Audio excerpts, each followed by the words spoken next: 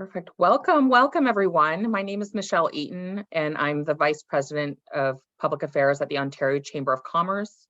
While we're meeting today in cyberspace, the OCC acknowledges that and respects the long history of First Nations and Métis peoples in Ontario, and acknowledges that the land on which we are gathered today and every day is the traditional territory of Indigenous peoples. It's just always such a pleasure to partner with Wendy and her amazing team at the Diversity Institute. Enormous thanks to kick off to the Diversity Institute and the Government of Canada for making today's discussion possible. I'm really looking forward to hearing from today's experts about the opportunities and tools available to advance equity, diversity, and inclusion strategies in the workplace. Listen, a diverse workforce helps organizations tap into new markets, attract the best and brightest talent, and drive innovation and performance. And many of Canada's entrepreneurs and businesses understand this. They're interested in increasing diversity within their organizations, but maybe need a little help to do so. This is something we've long championed at the Ontario Chamber. We're so proud to have signed on to the 50/30 challenge last year because we're dedicated to breaking down barriers to create more inclusive workplaces and labor market participation. Ensuring that women and underrepresented voices across Canada are at the decision table is not only the right thing to do, it's the smart thing to do and better for the bottom line. Through our programs at the OCC, we work with many businesses that have enjoyed success with hiring inclusively. Some have accessed our training and consulting services to adapt processes to be more inclusive and accessible. And many have utilized our job matching platform to source talent. So for those of you who aren't aware, we have a job matching platform called the Discoverability Network, and it's a free online platform that connects businesses with persons with disabilities. And that's funded by the Government of Canada and powered by Magnet. We're proud of this project, and it continues to enjoy much success. So if you want to check it out online, you can go to discoverability.ca. And now to kick things off for today's discussion, there's so much chatter about our differences and what divides us. I'm so happy that we're gathered here today to focus on solutions, outcomes, and tools that unite us. I'm going to turn it over to my dear friend, Wendy Cukier. Thanks so much, Michelle. It's always a pleasure to join you. And I'm in St. Catharines, actually, which is the traditional territory of the Haudenosaunee and Anishinaabe people. And like the Ontario Chamber of Commerce, we're very committed to truth and reconciliation. And many of you know the university formerly known as Ryerson is now Toronto Metropolitan University, a recognition of our efforts on this journey. So I can't tell you how pleased I am to be here. From our perspective, and having the Ontario Chamber of Commerce join this effort to advance gender parity and increase diversity on boards and in leadership and in organizations is really a game changer. A number of chambers across the country signed on to the 50/30 challenge, and unfortunately the Halifax Chamber was supposed to join us today, but stricken by COVID. We do, however, have Sanjana Vijayann, who is from the Winnipeg Chamber, again, one of many chambers that are supporting this effort to join the panel today.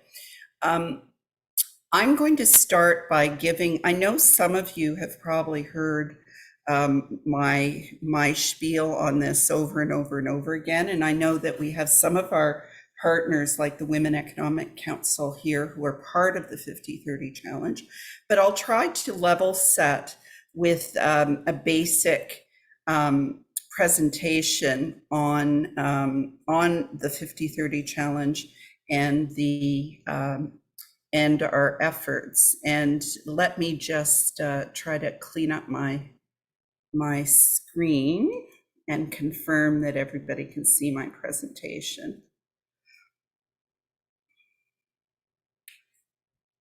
Okay, so sharing the screen, finding the presentation. No matter how many times I do this, it always gets messed up. Can everyone see the presentation now? Yes. Yeah. Perfect. So I'm going to just give you a bit of context. I'll try to be brief because the panel is the main show today and has lots to discuss. All of you can participate by using the Q&A function rather than the chat to post questions or comments, because many of you, I looked at the list of organizations really from across the country, across sectors at different stages of their EDI journey. And many of you will have advice, I think, for others. So please do share. I should also mention that a video of this will be made available afterwards, as well as some other resources. So the Diversity Institute, some of you know, is at the Toronto Metropolitan University. We're in the business school. We've been around for quite some time, and we have over 130 full-time staff who work on different aspects of diversity and inclusion, entrepreneurship, future skills, and really framed in terms of research-informed practice. So how can we take data and evidence and advance diversity and inclusion and bridge the skills gap for Canadians? One of the things that we know, not just from our research, but even from reading the newspaper on a regular basis, is that even in Canada, access to skills and employment are not equally distributed. So we know women are still underrepresented in senior roles. I think I saw the recent top paid CEO list, top 100 paid CEOs, and there were 6 men named Mark and 4 women in total. So when we look at things like the wage gap, it has to do with the underrepresentation of women in high paid roles in the tech sector, underrepresentation of women in senior roles, and things like unpaid labor. And, you know, I'm very proud that the OCC was very bullish on the importance of childcare as an economic issue, not just a women's issue. We also know that for newcomers, we get them to come to Canada based on their skills, and then we make it very difficult for them to get jobs in their professions. I'm sure many of you are very anxious about what's happening in the healthcare system, and the number of internationally educated nurses, physicians, and so on that we have already within our borders who are unable to practice is just one indication of this. We also know that Indigenous peoples have faced barriers over many years. In fact, genocide, which has created intergenerational trauma. Many live in communities that lack infrastructure, even access to running water, and so on. And all of these things come together to present barriers. And we also know that persons with disabilities are underemployed. We know that racialized people face barriers and so on. But as Michelle said, we're here today to talk not about the problems, but also about the solutions. And she already alluded to the fact that increasingly people recognize, especially with the Great Resignation and labor shortages, that there is a very strong business case for advancing diversity and inclusion, for tapping into labor markets that perhaps have been overlooked, for recognizing the changing nature of markets and the opportunities that that presents, for ensuring that our employees are healthy, happy, and engaged, because that helps drive retention and productivity, and also to avoid legal and reputational costs. And it feels like every day we see examples of organizations that get this wrong. Hockey Canada perhaps is on people's minds, for instance. We've done a lot of research. I won't dwell on this because many of you have heard this before, where we look at representation in leadership roles, and we can show based on the data that it is getting better, but it's still not good enough. Women are underrepresented, and racialized people are even more underrepresented. We found, for example, in our last study that white women outnumber racialized women on boards in the GTA, where for every white woman, there's a racialized woman, by a factor of 12 to 1. We also found that of 1,600 corporate board members across the country, there were exactly 9 Black men and 4 Black women. So we know that we can do better. And of course, contexts change. So if we look in a community like Halifax, only about 11.4% of the population is racialized, whereas in Toronto it's 51%.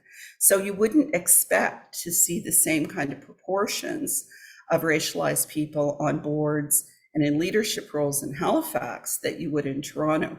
And one of the things that I really like about the 50-30 challenge, which I'll talk more about, is it allows for flexibility based on context. As I said, things are getting better, but they're still not good enough. And we see big differences in the representation, for example, of women on boards by sector. While the general trends are moving up, there's certainly some sectors that are ahead of others, whether we're talking about boards or executive leadership. And what we've observed, for example, is that companies that are in federally regulated sectors, financial services, telecommunications, transportation, and so on, tend to have higher rates of women, racialized people, and so on in their workforce and in leadership roles because they've been required by legislation for more than 30 years to report. And for us, what gets measured gets done. So reporting and tracking is really one of the first things we have to address. When we think about the issues around representation, there are no simple solutions to complex problems. And so we understand that organizations can't do this alone. We know that media and stereotypes and legislation and programs like the child care benefit all have an impact on opportunities. We know our immigration policies play a big role. We know that regulatory environments also have an impact, particularly when we look at certain professions. We also know that individuals make choices, and so we can't ignore individual attitudes and behaviors, but there are things that organizations can do, and we'll talk more about those. So the 50-30 challenge, for those of you who are not aware of it, is a grassroots movement supported by the Government of Canada to get organizations to think seriously about gender parity and increased representation on their boards and or in senior management. And this is for all sectors. This is for SMEs, this is for large corporations, this is for agencies, boards and commissions, nonprofits, universities, hospitals, you name it. But the notion is, as with many other voluntary pledges, that if organizations make commitments to move forward on gender parity and increased representation and set timetables and put in place strategies, we will see change. Representation is not the only issue we're concerned with. Obviously, often people say that diversity is being invited to the party and inclusion is being asked to dance. Increasing representation doesn't solve all the problems, but it's a good start. And so when we think about the 50-30 challenge, it's focused on women and non-binary people when it talks about gender parity. And when it talks about increased diversity, it's referencing racialized, Black, or people of color, normally in legislation referred to as visible minorities, persons with disabilities, 2S LGBTQ2 plus or gender and sexually diverse individuals, and Aboriginal, as it's defined in the legislation, or Indigenous peoples. And what I really like, as I mentioned at the outset about this pledge, is that it allows for flexibility. Pretty well everywhere you go in Canada, women and non-binary people are going to be half the population. So gender parity makes sense as a goal across the country. But as I said, there are huge differences between the demographics of Toronto and the demographics of St. John's, Newfoundland. And that's why the 30% can be defined as is appropriate in your context. So the 30% can be a combination of racialized people, of gender and sexually diverse people, of Indigenous peoples, and of persons with disabilities. It's not a set target. The other thing that's important to mention when it comes to the counting is that you can effectively double count. So think about it. If you had a board with 10 people, half of them are women or non-binary people. And of the women, 3 of the 5 include an Indigenous woman, a racialized woman, and a woman with disability. You hit the 50-30 target. The other thing that's important, and this was a change that frankly, the OCC and some other corporations pushed for, is you can focus on your board. Often it's easier to change the composition of the board, and or your senior executives. And to date, there are more than 1,500 organizations that have signed up. You don't have to hit the target, you have to intend to hit the target and have a plan to do so. You can see that there are lots of industry leaders, household names, large corporations that have signed up. There are industry associations, as I mentioned. Many of the sectoral councils have signed up and are working with us to advance opportunities for their members. And there are chambers from across the country that are also signatories. We developed a publicly available specification, which is on our website, that will help you walk through what's required and how you can proceed. And the Government of Canada has also invested in supporting a number of organizations to work with you. So among them, Colleges and Institutes Canada, the Global Compact Network of Canada, which many of you may already be part of, EGAL, the Women's Economic Council, and the Diversity Institute.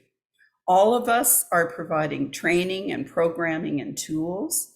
The government also funded KPMG to develop a What Works toolkit, which is currently being hosted at the Diversity Institute. I think it was launched in the last few days. And this will provide a set of tools, suggestions, best practices, and so on to get you started. And there's more information available on that.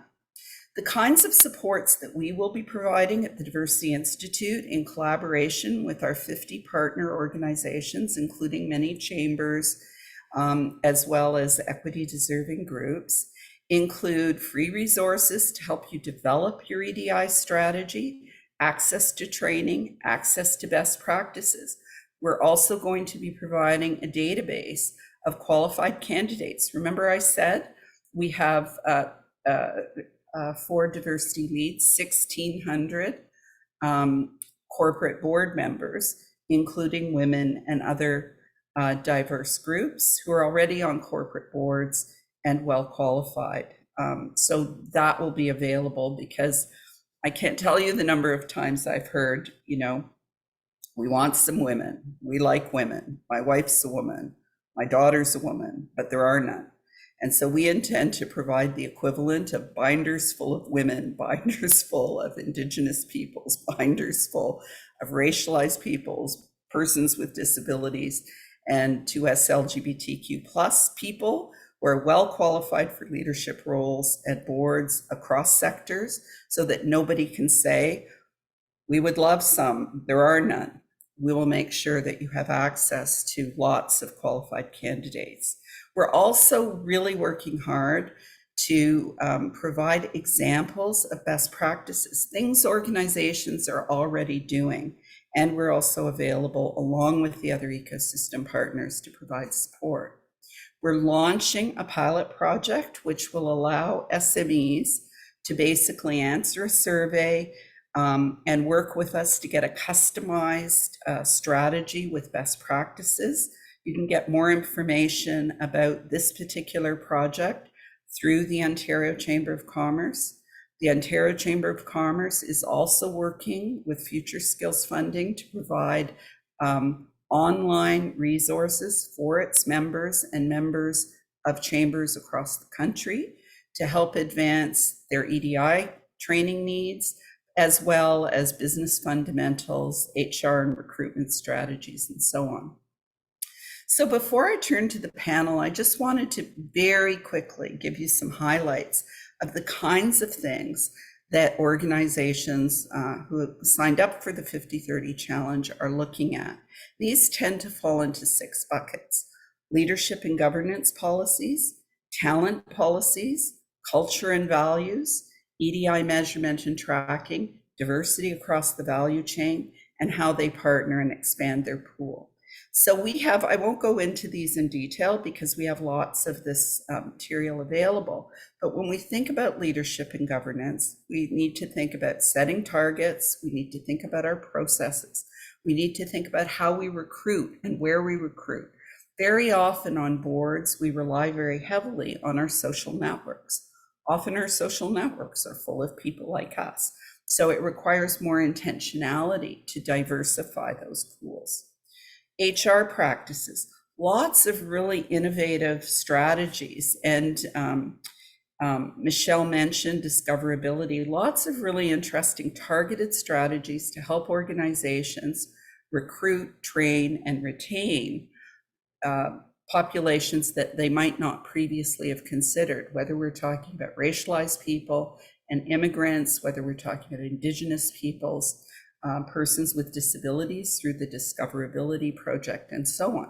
Lots of information about how to do these things. And I know with SMEs in particular, often there aren't a lot of dedicated resources to support HR. So anything that you can get and adapt will help move the process forward.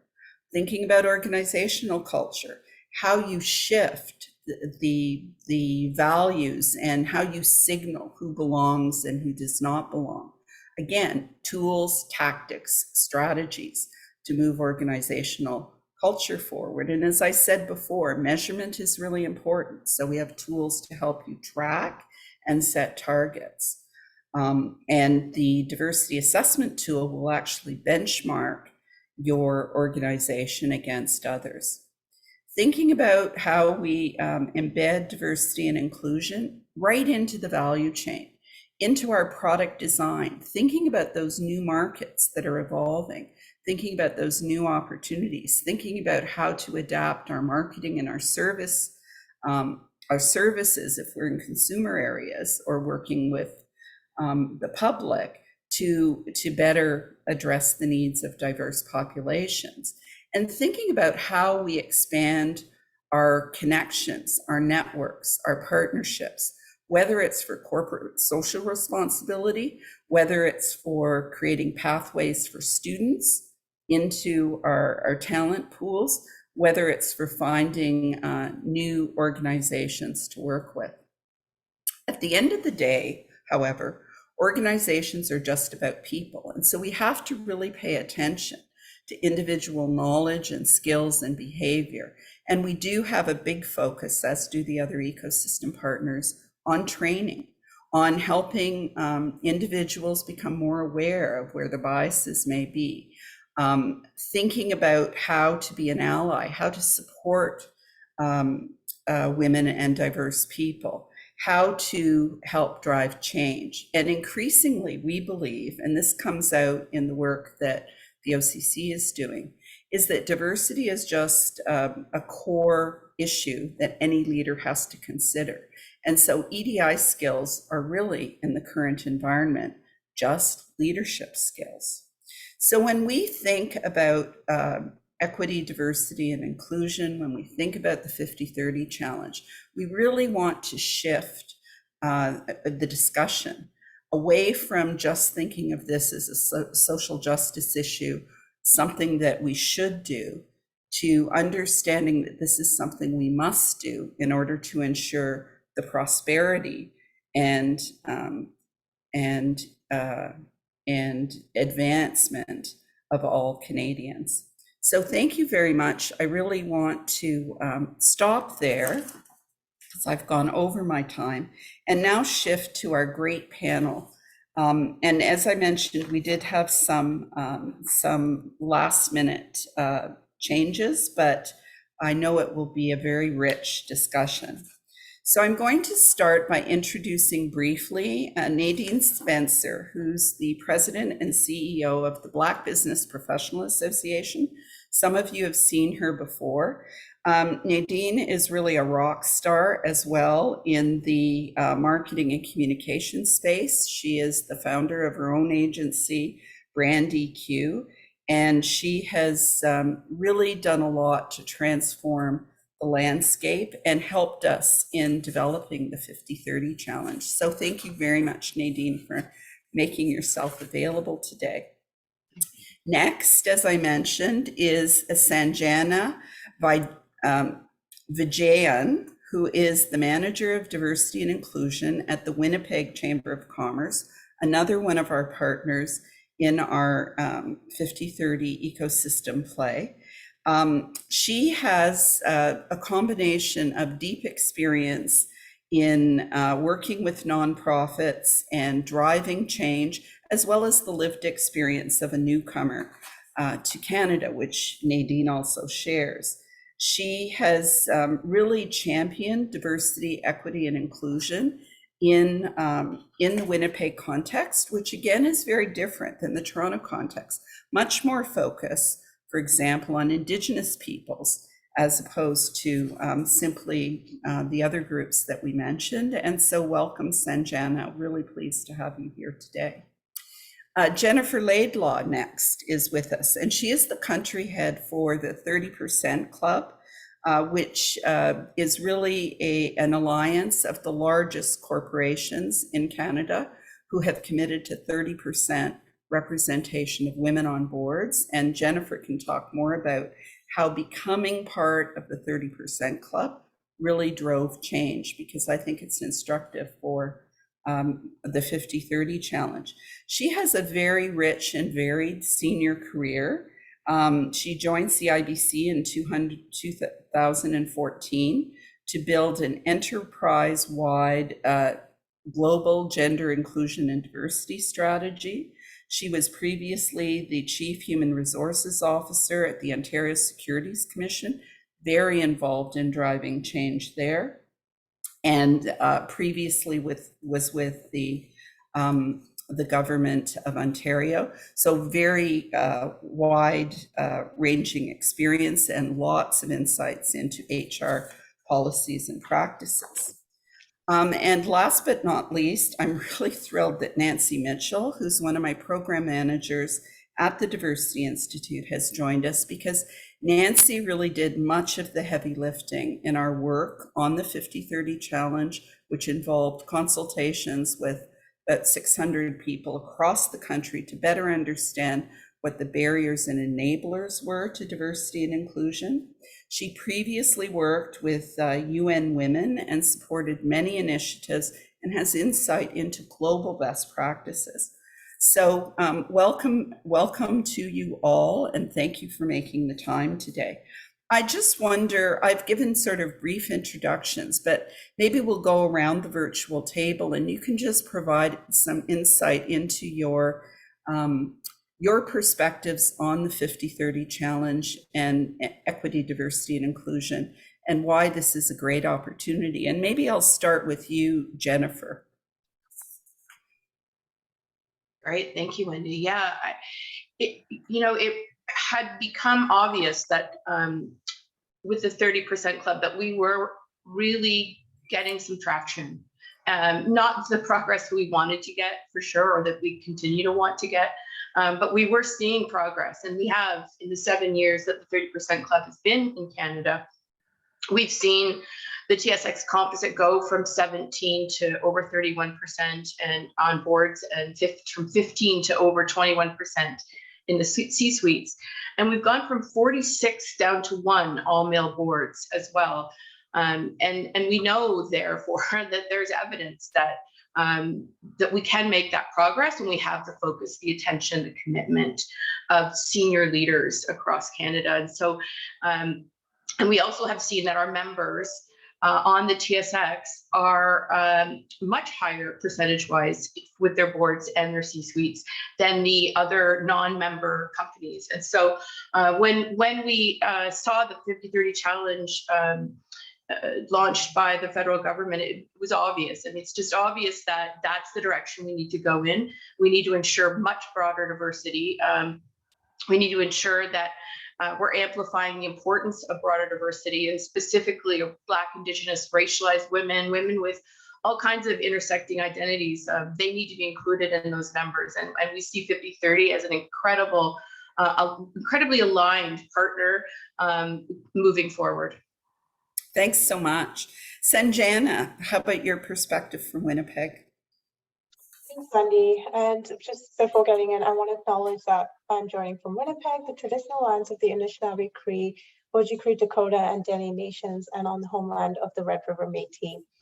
And I'm from the Winnipeg Chamber of Commerce. I'm the manager of diversity and inclusion there. And for the Chamber, we've undertaken a really large program called CODE, which stands for Commitment to Opportunity, Diversity, and Equity. And it looks at our internal work as the Chamber and ensuring that we're providing a safe workplace for all of our employees and our members and anyone who walks through our doors. But we're also ensuring that through CODE, we're providing resources, tools, templates, and learning opportunities for member organizations to learn about diversity, equity, and inclusion. Because through our members' surveys, it's very clear that 7 in 10 of our members consider diversity, equity, and inclusion a top priority for them. And the 50-30 challenge is a big part of the work that we do internally at the Chamber. We're a signatory, and it's really allowed us to implement proper data collection within our team and within our board to ensure that we're working towards the targets and the goals that we've set for ourselves. But this is also an important initiative, but all the resources that Wendy highlighted are instrumental to member organizations, particularly small and medium-sized businesses who don't have the financial capacity to hire DEI consultants. They know that there are organizations and experts who are creating these resources that are available for free. So at the Chamber, we're really acting as the middleman, ensuring that there's proper connection to impactful resources around diversity, equity, and inclusion, and ways that folks can be responsive to the needs of the labor force right now and the clients and employees as well. Thanks so much. Nadine, you bring a different perspective. Can you share your views on why this is important and the opportunity it presents? Yeah, absolutely. First of all, thank you so much, Wendy, for inviting me to this conversation, and to all the partners as well. It's really important when we talk about representation that, we're invited at the table. And when I look at the numbers in the stats that you've shared, and even when you mentioned, top 100 CEOs, 6 are women, how many are women of color? How many are Black women? How many women look like me? And when I look at the other data that you shared, the lowest percentage in, Vancouver, it's 0.7% were Black women. Ontario, I think, which had the highest number, was 7% of Black women. And, as CEO at the Black Business and Professional Association, our mandate is to address equity and create economic opportunities for Black professionals and Black businesses across this country. And as an entrepreneur for many, many years, one of the skill set that I recognize, not just in myself, but in the programs that we've developed for Black women, is that when we're on boards, we learn all the skills that we're not privy to. What we imagine that everyone knows, when you're invited to certain tables, Black women, we don't have that. So board opportunities are critical and crucial for not just career, but also to thriving in a business environment. And so when you look at the numbers of six women out of 100 are on boards, what percentage of that are Black women? So how are we getting the skill set we need to build, grow, thrive, and sustain our businesses? And so the 50-30 challenge is such an important issue. It's such an important opportunity, such an important part of what we need. Because just today I got an email from Minister Ng's office, which is great, and it talks about a selection process for a new board position. And what's great is that it mentions the 50-30 challenge. It mentions what it is to look for equity-seeking individuals and women on marginalized communities at the board table. So right away, partners and leaders gets to see that we have to be intentional about bringing equity-seeking individuals to the table, individuals who are not getting the opportunities. So this has been wonderful, and I really look forward to continuing in this initiative with this initiative and bringing as many people along as we possibly can. Thanks so much, and I'm really glad you mentioned the intentionality, because I know that SMEs in particular are really facing skill shortages now, worse than I think it's ever been before. And I was talking to one based, I think, in Kingston, who said, they were really having trouble recruiting. They put one new line in the ad that simply said, internationally educated professionals are welcome. And suddenly the number of applicants increased dramatically. The quality of the pool increased dramatically, because what they had done was just signaled that they weren't going to discriminate against people because they had their engineering degree from IIT in India or whatever. So I think that just that intentionality and that signaling can suddenly open up opportunities. Nancy, you've done so much work in this space now and listened to so many people and participated in so many consultations. What's your view on how the 50-30 challenge is important? Yeah, thank you so much, Wendy. I did have the honor and privilege of sitting in on so many of the consultations. And I think that what's really special and unique about the challenge is that it's been designed in such a way where it's intentional, like Nadine said, in prioritizing diversity, while it's also attainable for organizations of all different types and sizes and industries, so that organizations actually have the ability to make these goals a priority. And so while it's a voluntary code, it has the balance of being firm and calling on organizations to make these change and to prioritize diversity, but it also recognizes the flexibility that some organizations may need depending on context, or it recognizes the need to account for intersectionality in reporting, for example. So I think, of course, the intentionality and also the flexibility. And then I will say that the challenge is great because it's not just about setting numerical targets and values, but it's also about supporting EDI within an organization and supporting the effort to create inclusive workplace cultures. And so things like the What Works Toolkit or these kinds of webinars that are supporting the challenge and supporting the goals are really creating kind of like a holistic effort to support EDI within organizations. So I think the challenge is fabulous. Well, thanks so much. Kind of, I do too. I think, but you raise a really important point, and that is, I'm sure there are many people in the audience, some who are very advanced in their EDI practices, but they're still continuing to try to move forward. But others that are saying, yeah, I want to get on board, but I really don't know where to start. Can you maybe all think about examples of things that organizations can do that are really making a difference? And maybe I'll start with you this time, Sanjana, to tell us about some of the very concrete things that organizations, especially SMEs, can do in order to advance their EDI strategies and commitments to 50-30. Yeah, absolutely. And one of the ways, and I think in response to how, when people don't know where to start, a really interesting way that the chamber kind of got started and bringing everyone into this conversation was taking it month by month, looking at the different dates of importance across different religions, spirituality, different social and political dates of importance, and using that as opportunities to learn about different topics that are relevant to different groups of people. And that's something that's relatively easy to begin doing. There's a lot of multicultural calendars available online, but it also signals to your staff that you are taking a deeper interest in understanding different people's experiences and lives, and it also allows all staff to look at their portfolios and their own priorities within an organization and review it with a more inclusive and equitable lens. So if that is the capacity that folks have, I think starting there is a really great way to, just get the ball rolling.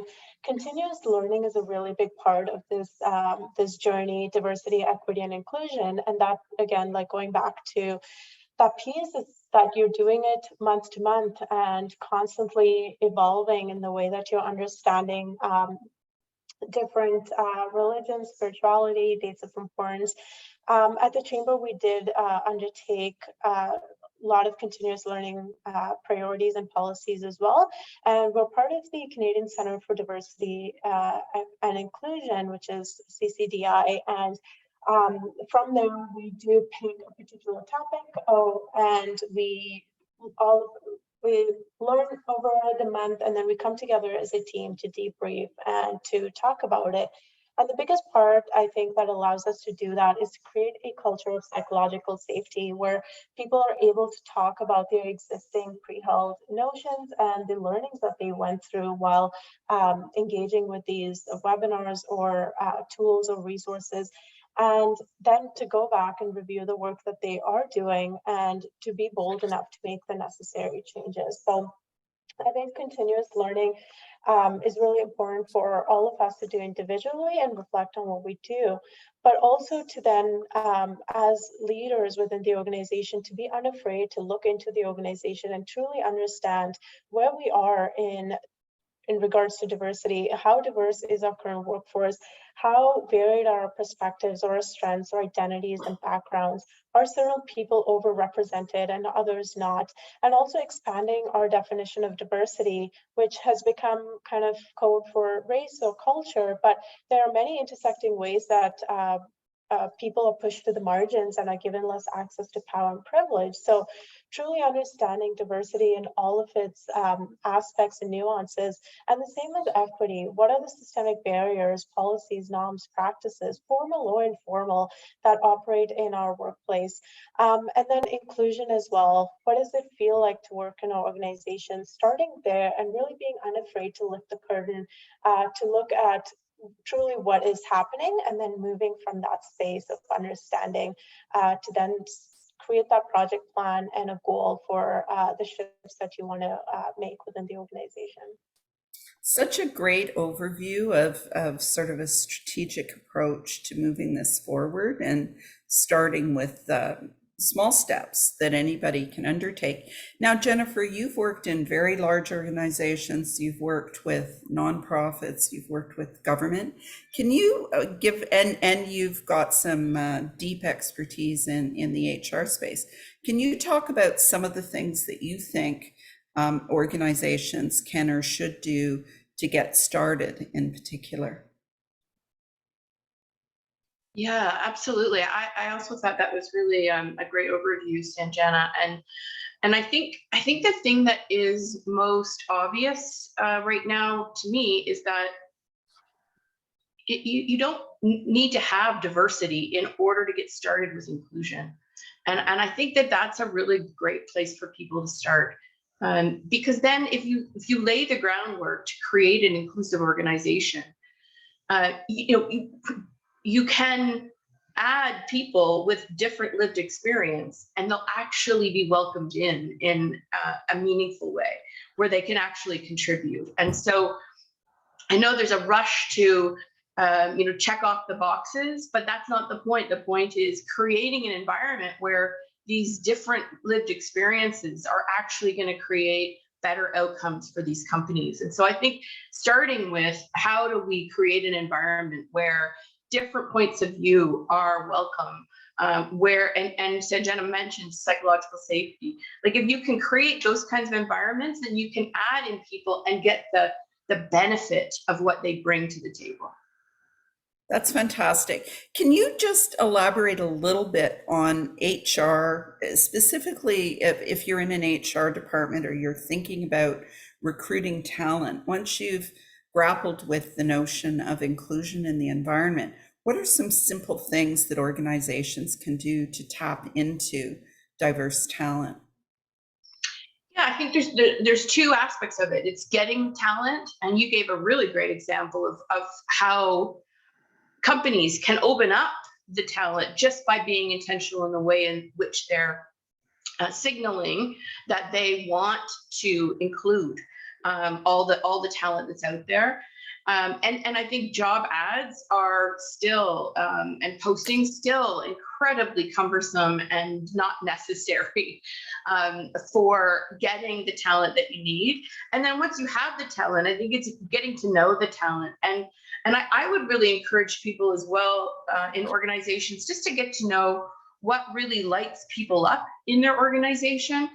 What do they do well? How do we help to create, especially with smaller companies, there's a little bit of flexibility in how, you can actually create an environment where people can utilize the best that they have to offer. So I think certainly, you've got to get the ads right. You've got to have the recruiters with the right awareness of their bias, because they have it regardless. And then once you get them in the door, you've got to have an organization system that actually will support really growth and advancement, because we see that is also the case. We are welcoming people into our organizations that are different than who was there before, but we're not necessarily providing them with opportunities to get access to those tables, like Nadine mentioned, making sure they've got access, that they're having the right conversations, that they have both mentors and sponsors.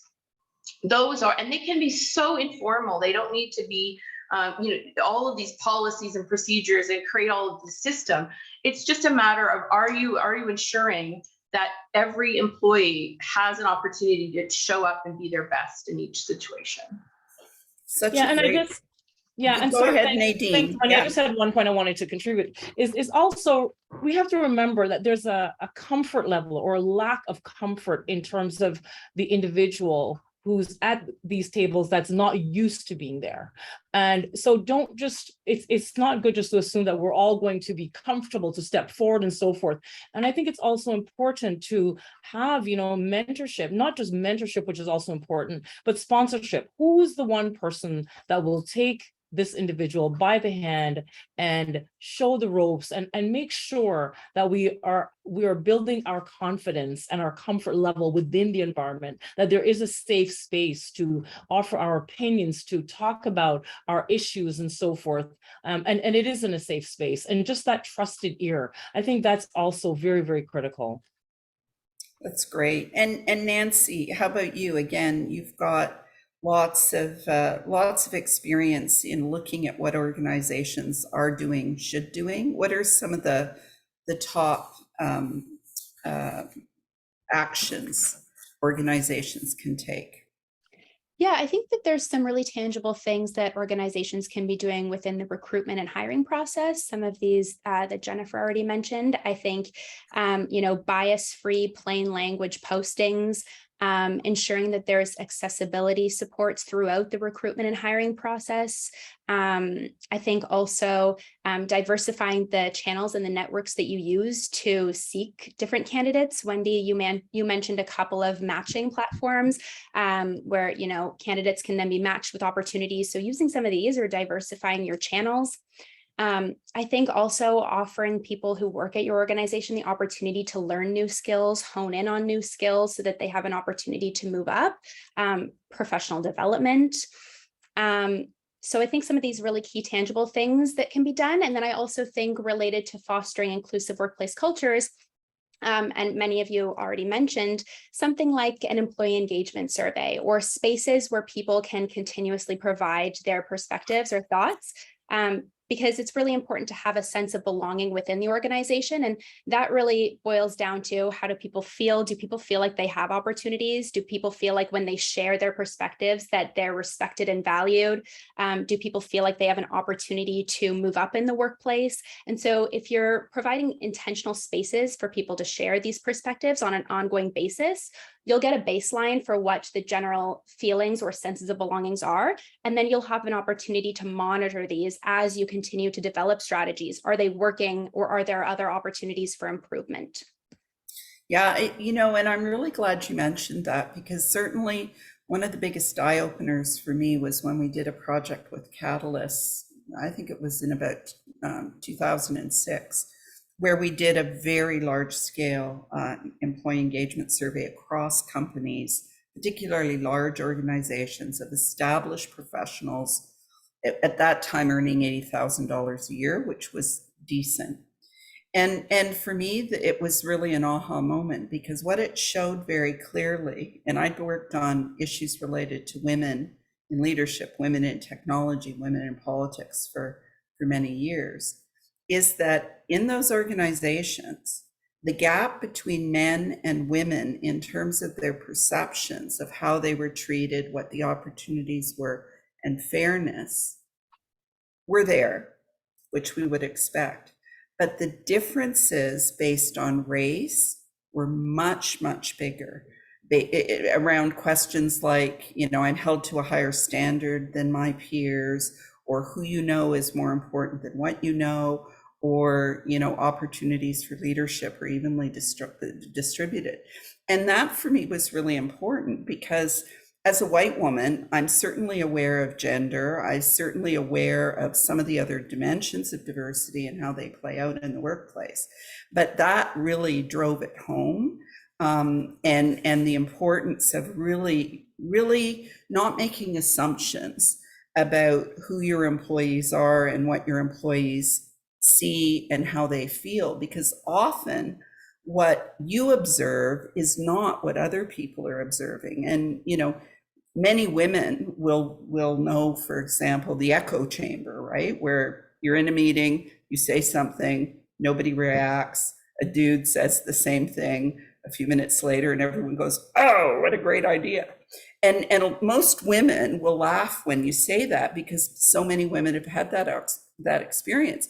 When you say it to men, they don't know what we're talking about often. So trying to find ways to really put yourself in other people's shoes, I think, becomes really critical to moving this forward. And that sort of brings me to, I think, we talked a bit about culture in a general sense, but I wonder, Nadine and Nancy, if you wanted to talk a bit about microaggressions and the experience of microaggressions in the workplace, and maybe the Micropedia, and how that tool can help people really develop more empathy and understanding of what it's like to be someone else. Sure, I'll start. I'll take it off. So, the Micropedia tool developed, of course, by, the Diversity Institute, organizations like the BBPA, the Zulu Alpha Kilo, the agency, really it's a tool that lives online, that shows real examples of what microaggressions are. Because what's interesting about our society and our world is we use these comments and we don't really think through what they are. But they say when you don't know and you do know, then you do better. So the tool is an opportunity for us to do better. And it's really an incredible resource. I remembered one of the women in my office, when she read it, a white woman, she said, my goodness, I really did not realize that that language was microaggression. And so the tool is a great resource for individuals to look and sort of check themselves as they read in the various spectrums, because it has a variety of different categories that helps to educate the individuals on what microaggressions are and what language is and what's acceptable and appropriate language. And then when the light bulb goes on in terms of your awareness, then we can then make a different decision in terms of language, because the language also becomes a barrier of exclusion. And when we're building EDI practices, we really have to look at inclusive language all through in everything that we do. Yeah, and it's continuous learning. I learn every day, especially from my younger staff. Nancy, you were very, very involved in developing the Micropedia. Can you talk a little bit about what you learned and what you'd like to share about microaggressions and how that ties to creating more inclusive environments? So, I mean, we know that when you have an inclusive environment, or when you don't have an inclusive environment, it impacts who wants to come work at your organization, who stays at your organization, and whether or not people bring their full and authentic selves into their work. And that ultimately impacts productivity, et cetera. And I think what a lot of times gets overlooked is just the daily interactions that we have with one another and the things that we say to one another, the jokes we say, the things we think are compliments, but they're not really compliments. They're actually slights and digs. And these daily interactions and the way we treat one another really have such a big impact on the overall culture. And so, like Nadine said, the goal of the Micropedia is to shed light on these sayings or these jokes or these compliments that we often say and we don't realize are actually revealing our unconscious biases. And so the Micropedia, it shares both the micro impact of saying these kind of things, how it impacts someone on the receiving end, how I'll feel, whether I'll want to stay in the organization, et cetera.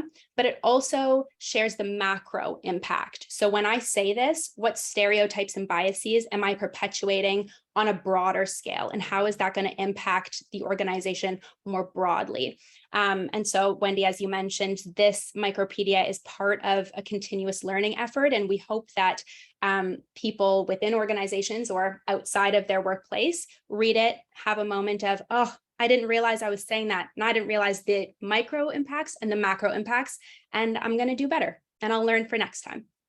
And there's so many examples. The common one that we hear a lot is, third generation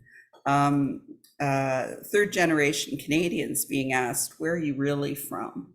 Or, someone who's born and raised in Canada, being told that, their Chinese name is too hard to pronounce, so I'm going to call you Joe, or making up, nicknames and short forms because we're too lazy to learn how to properly pronounce people's names. Those things have a profound impact, and yet they're very commonplace. And often I think one of the things that's so important is often it's not ill intention. Often, I had a boss who used to call me Blondie. He thought he was being nice, but when he hollered, "Hey, Blondie," in a room full of business people, made me feel about this big. And so trying to better understand some of those issues, really important. And the generational differences are massive, because what was acceptable when I was growing up is not acceptable, is certainly not acceptable anymore. I'm going to turn to you, Sanjana. Jennifer talked about some of the HR practices. You talked about some of the HR practices. I think you're probably as aware as anybody of the fact that oftentimes SMEs just don't have the resources, especially in the post-COVID environment. They're struggling to keep the lights on, and often, they don't have dedicated HR people. The person who handles their hiring is also their IT specialist and facilities manager. So can you share a little bit about, applying that kind of SME lens to this discussion and the kinds of things that small, medium enterprises need to think about if they're trying to tap into a larger talent pool? Absolutely. And yeah, like particularly coming out of COVID, small and medium-sized businesses were repeatedly, they suffered from the repeated shutdowns and the changing of COVID precautions. So they did lose a lot of financial capacity as well as human capacity to take on a lot of changes within their business operations, and they just don't have the same capacity as larger organizations or corporations. But at the same time, they are competing for talent at the same, in the same way and from the same labor pool. From a research from Glassdoor that came out recently, 76% of job seekers will consider a job offer based on a organization or a company's commitment to diversity, equity, and inclusion. So when we're talking about, talent attraction and recruitment challenges for small and medium-sized businesses, a great way to stay competitive and to reach talent is to truly take on diversity, equity, and inclusion work in authentic ways. And from the recruitment perspective, I think Nancy had already mentioned this, or Jennifer or the rest of the panel is that looking at the job description with a equity lens, ensuring that bias is removed from job descriptions, having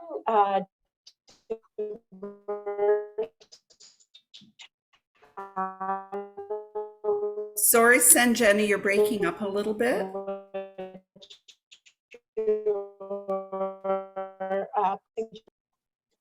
Sorry. Might be wise to turn off your camera. I think we've got a bandwidth issue.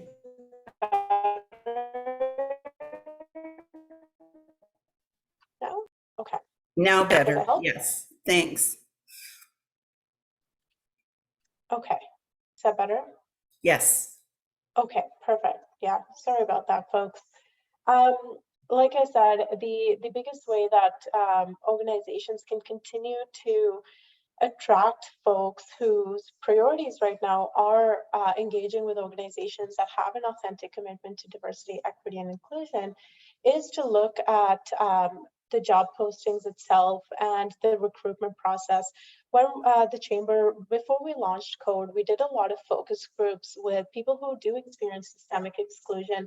And the common thread among 70 different focus groups was that the biggest barrier that people face is immediately from the hiring practice, whether it's the job description where they don't see themselves represented or that they can clearly see bias in the process, or the interview process itself. And a lot of feedback and recommendations that we did receive from equity deserving groups was that organizations needed to change their ways of recruiting to be more inclusive. And some of the recommendations that we received was to expand sourcing networks, to change the way that resume screening is done. As we all know, based on the names that you have and some of the addresses, it can really impact the way that your resume is picked out of the pile. Ensuring that anyone who is reviewing these resumes or cover letters also have training so that they can apply an equity lens when they are looking at different applications. And then when it comes to actually hosting that interview, and this is particular for a number of different focus groups, including Indigenous and racialized folks, as well as persons living with disabilities, that the traditional panel interviews do not work for everyone. It might work for a particular type of person, and that's really it. So it will continue to ensure that the people that you attract and the people that you hire are a certain type of person. But if you are looking at it from a cultural competency lens or from a accessibility lens, ensuring that the interview process includes a work assessment process where people are allowed to show that they can do the job. And just because they don't have a firm handshake or they don't hold eye contact does not mean that they aren't good for that job. And then once they are hired, a piece that is constantly left out of this conversation is onboarding. It's really important that employees who join the team are onboarded well, that they do know what the organization is about, as well as their job responsibilities. And having proper performance metrics is another big piece, particularly for small and medium-sized businesses who tend to go off of informal performance evaluations. And this makes it so that employees are really navigating in a workplace without any there's a lot of informal norms in place, and it usually negatively impacts people who already experience systemic exclusion, because they might be from a different country, or they might not, be the norm. And so again, if you have informal performance reviews, you'll see that the same people are getting promoted because they know the system versus others. So again, ensuring that you're creating a proper process allows to create equity within the team. Yeah, it's, I was on a panel recently with someone who just brought such a different perspective to the issue. She said, the most important thing, and certainly the World Economic Forum will talk about this, is adaptability, resilience. The thing she really looks for in prospective employees is the ability to adapt, the ability to change, the ability to seize opportunities. And then she talked about the way she gets at that is to ask questions about, have you learned another language? Have you come from another country?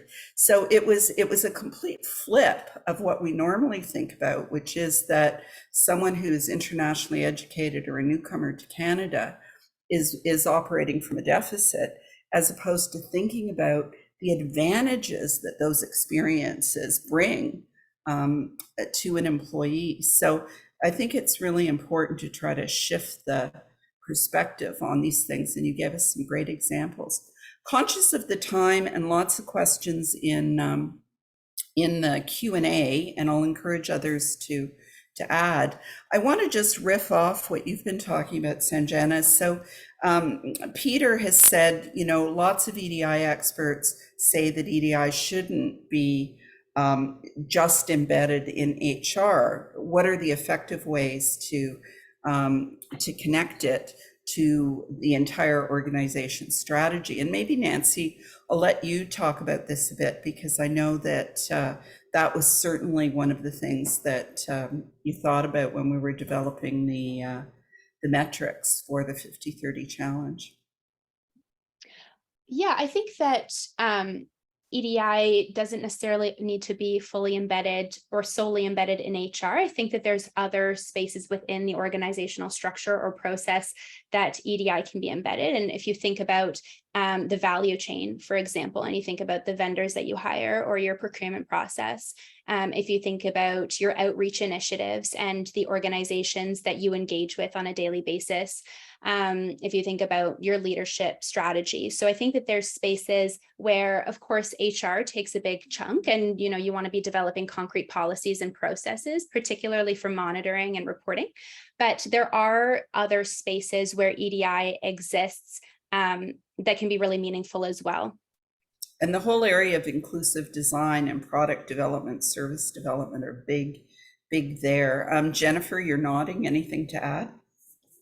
Yeah, I actually think that we kind of got it wrong when we started it in HR, because the focus is on talent, which is really important. But when you think about it from the perspective of the company, whatever business it's in, will be better if it has those lenses to look through when it creates its strategy, when it thinks about its clients, its customers, when it thinks about things like Nancy talked about with procurement and all of that. And once you have that lens and you realize that you want to diversify your client base and the way you deliver your services or products, then you need the people who have that knowledge to work in your organization. And I really think that if you think about it that way, it fundamentally becomes a requirement, not a good thing to do or anything like that. It's like we need people who think about these kinds of issues and opportunities in this way to be part of our workforce. And so I think if we flip it, we see the strategic value a lot more. And I know when you were at CIBC, you didn't report into HR, you reported to the CEO, right? Which gave this a kind of visibility and importance that others didn't. Another question here is, I live in a conservative community and face barriers. What are ways that you can address the reactions of people who really oppose diversity and inclusion or don't understand it? How do you bring to the table more than the usual suspects? And maybe Nadine, this is one where you could kick us off. Yeah, I think, that's where the education comes in, and using the tools that we talked about in the session today. That's really, really key. And, one of the lowest hanging fruit I can find in this conversation is to break bread with someone that does not look like you. As simple as that sounds, it really is quite significant in understanding different cultures. I remember ordering catering from the Afghan Women's Association, and just, I was able to experience this menu and sat with the women who were very culturally different than myself, and with the group that I was in, a group of very, homogenous individuals, but we were able to have a dialogue and start understanding. So I think that's part of it as well in that environment, and just to continue to bring in resources that speaks to this issue until we, in the world of marketing, we call it dripping. So we drip on our audience until an awareness, more and more awareness is built. The other tool, I think, is always the business case as well. In the current environment, if you don't address this stuff, whether you agree with it or don't, you are going to be excluded from all sorts of opportunities. You're going to have a hard time addressing the labor shortage. And certainly if you want funding or opportunities with large corporations and government, you're going to be out of luck. So I think there are also business imperatives that are really driving this forward. One question that I wanted to take is there was a comment about where the 50-30 came from. Wasn't it top down from ISED? And it's interesting because for sure ISED came up with the idea that we needed something to address gender parity and increase diversity on boards and leadership roles, and partly as the aftermath of Bill C-25, which was the first in world legislation to require reporting and strategies to advance not just women, but the other designated groups in leadership and on boards. And what's interesting is what ISED really did was convene a very broad cross-section of organizations, large and small, equity deserving groups, advocacy groups, and so on, to start the conversation. And if you look at where the 50-30 challenge is today and the framing and the requirements and so on, it very much reflects a lot of negotiation, a lot of discussion, a lot of work to build consensus. Even the definitions of the terms were really driven by grassroots organizations. So I would argue that it wasn't top down, that in fact a lot of organizations were at the table, and it's part of the reason why if you want to go fast, go alone. If you want to go far, go with a group. And it's certainly taken a long time to kind of work through differences of views and make sure that we're addressing concerns on the supply as well as the demand side. So we're almost at time, and I just wanted to say thank you so much for such a rich and full discussion today. Really, really appreciate it. If we didn't get to your questions, or if you have more questions, we're happy to follow up afterwards. And at this point, I'd like to hand back to our host, Michelle Eaton. Thanks so much, Wendy. What an excellent discussion. Enormous thanks to our partners, and what an incredible group of panelists. I want to thank you all for attending, and I'm going to do my best to summarize our discussion today and leave you with some things to walk away with. And forgive me if I don't catch it all. Supporting inclusive workplaces is both a moral imperative and results in better performance and outcomes. And it's frankly critical for our economy. In this labor market, no talent should be left behind. There's still much work to do, and it's important for your strategy to be intentional and that there's continuous effort. Don't make it tokenism, make it an evolving process, and prove as you go. Look at intersectionality. The good news, 3, there are tools and resources and experts to support you in your organizational needs to develop a comprehensive strategy. It all starts with taking the first step. So go ahead and join the 50-30 challenge. I want to thank all of you today and for the work you do to advance inclusive strategies in the workplace. And I'd like to close with sincere, enormous thanks to Wendy and the Diversity Institute for their outstanding work and partnership to champion the 50/30 Challenge, inclusive workplaces and resources for employers. That's it for today. Thanks again, and have a wonderful rest of your week. Amazing. Thanks so much.